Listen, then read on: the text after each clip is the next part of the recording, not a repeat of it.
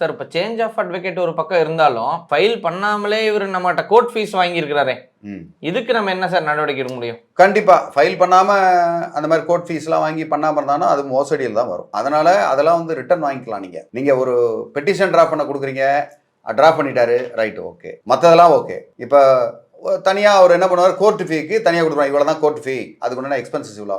Court ஃபீயை கட்டலை, court ஃபீ receipt கண்டிப்பாக வாங்கணும். அப்படி இல்லை அப்படின்னா தாராளமாக அவங்ககிட்ட ரிட்டர்ன் நீங்கள் கேட்கறதுக்கு உண்டான எல்லா வித உரிமையும் இருக்குது. கொடுக்கலன்னா பார் கவுன்சிலே கம்ப்ளைண்ட்டே பண்ணலாம், ஒன்றும் தப்பே கிடையாது. சார் இப்போ வந்து கேஸ் ஃபைல் பண்ணியாச்சு அப்படின்னா நமக்குன்னு ஒரு ஹியரிங் டேட் கொடுப்பாங்களா சார்?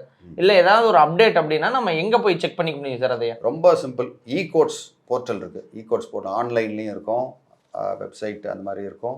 அதே மாதிரி உங்களோட மொபைல் ஆப்லேயும் இருக்கும். இ கோர்ட்ஸ்னு பேர் இருக்குது. அதில் வந்து சிஎன்ஆர் நம்பர்னு இருக்கும். அந்த சிஎன்ஆர் நம்பரை போட்டால் அதில் என்னென்ன ஸ்டேஜில் அட்வொகேட் அப்பியர் ஆனாங்களா ஆகலையா, ஆப்ஷன்னா ஆப்ஷன் வரும் அப்படின்ற எல்லா டீட்டெயிலும் இருக்கும். அதை வந்து நீங்கள் க்ளீனாக மொபைல் ஆப்பில் செக் பண்ணிக்கலாம். விரல் நுனியில் ஒரு நிமிஷத்தில் பண்ணிடலாம். அது இன்ஃபேக்ட் ஒரு கேஸ் தான் உங்களுக்கு இருக்கும். ஒரு கேஸ்னால் நீங்கள் தேட வேண்டிய அவசியம் இல்லை. அந்த சிஎன்ஆர் நம்பர் மட்டும் வாங்கிக்கோங்க. ஃபைல் பண்ணால் உடனே சிஎன்ஆர் நம்பர் வாங்கிக்கோங்க. அதை வச்சு நீங்களே பார்த்துக்கலாம்.